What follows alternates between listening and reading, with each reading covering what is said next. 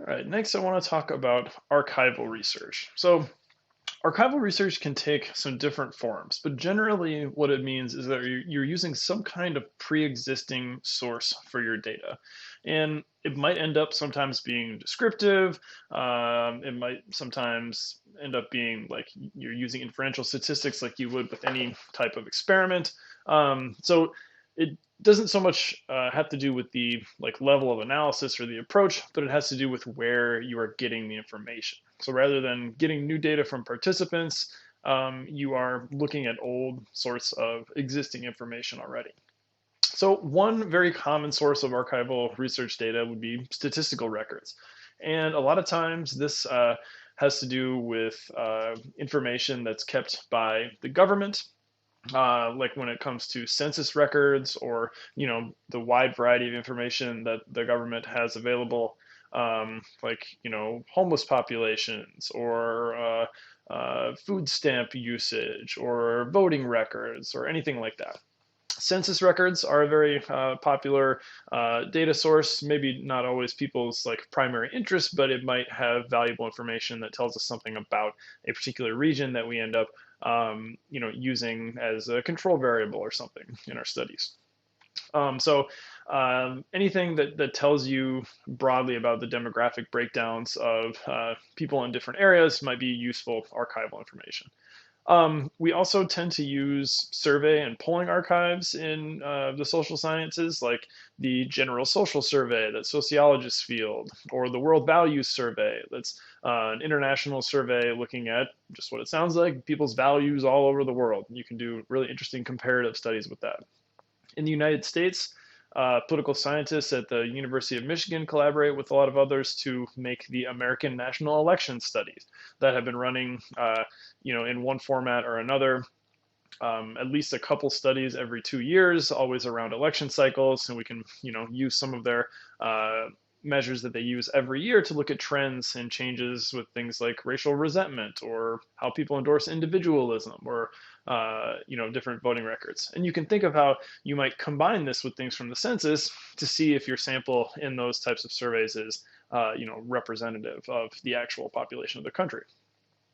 More recently, there are initiatives through different places that are trying to push open science, which is the idea that we should have open data, open analyses, open methods and materials for all the studies that we do as scientists. It's a very good idea that helps with transparency and honesty, and it also helps people that have at institutions with less research funding use other people's data in a secondary way. So reanalyzing data or doing a meta-analysis, like combining people's data to look at bigger effects.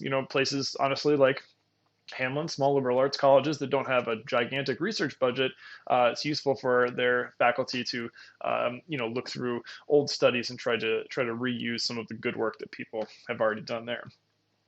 Another new opportunity as far as statistical records come from big tech companies like Twitter, Facebook, and maybe especially Google. You can actually use search engines and people search histories in an anonymized way and look at across different regions how search trends tell us things that people might not want to tell us on things like actual surveys. Most interesting example I think of this I came across when I was writing a paper about how racial attitudes influenced different things in politics. And there's an economist, or I guess he's a political economist, who was studying at Harvard at the time, named Stephen Seth Davidowitz. And he stumbled across Google Trends as a really important research tool. And nobody really believed him at the time that it was important, but he was thinking about how we study race and measure racism.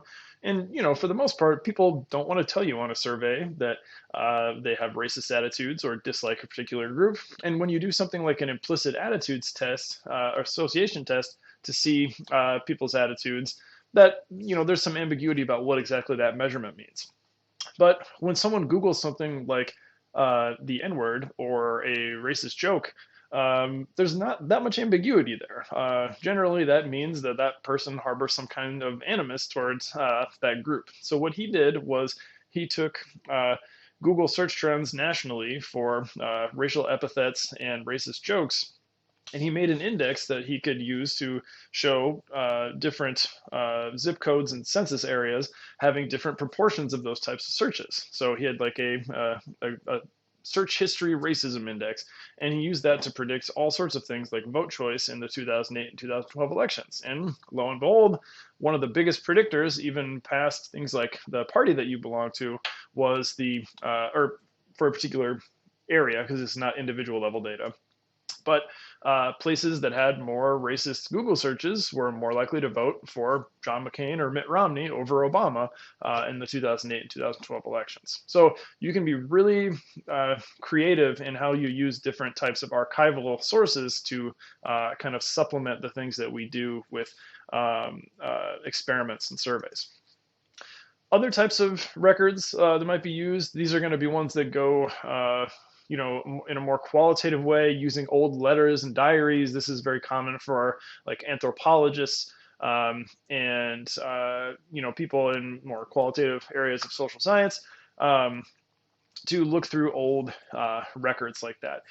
More recently, we might be looking through things like Twitter and people's social media to look at written records and do types of language analysis through those things. I have a former colleague at Tulane who is an expert on local politics, in particular sheriffs and sheriffs' races. And when she looks up a lot of that stuff, there aren't really good, well-kept records about that. So she has to go to different archives and look up old documents about sheriffs and sheriffs' races and their policies. And she's able to learn quite a bit from that. Other things that kind of, sort of fit into written records, but they're not primary source documents, like somebody's letters that they wrote or their diaries. You can look at old newspapers, magazines, TV programs.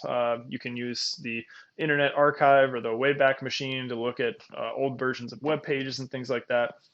But if you're not using a quantitative approach to start with, and you have a lot of data, qualitative approaches can get unwieldy pretty quickly. So frequently, you're going to do some kind of coding scheme or content analysis if you have a lot of information that you want to reduce down to some sort of quantitative, usable way. One way that people do this is by doing, word count and linguistic types of analysis to see the types of language that people use.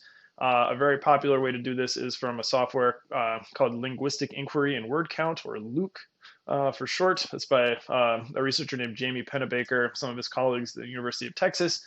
But it's not the only one, but it's a very widely used way of using their kind of like pre-programmed dictionaries to say, you could do analysis on Twitter and see if people are using more warm or cold types of language at different times of the election cycle, for example, and see how people's sentiments are changing, perhaps even outside of their awareness and things like that.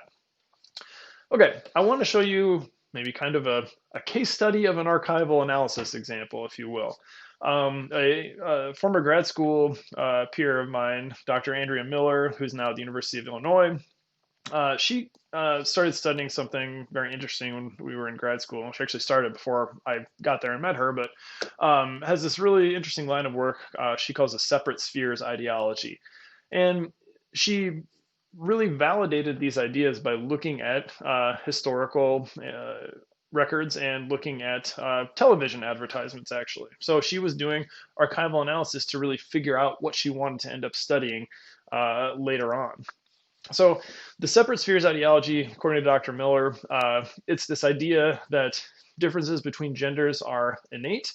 It doesn't really have to do with the situational differences that we find ourselves in. So it's not just that like women are stuck at home and men go to work and, that creates gender imbalances and inequality. It's that men and women are just different, and they are expressing those differences through personal choices, like women wanting to stay home, men wanting to go to work, and the different types of work that they might do around the house. So basically endorsing this idea that gender differences are real, their spheres are separate but equal. So if you're high on that measure that she created, you would endorse those things.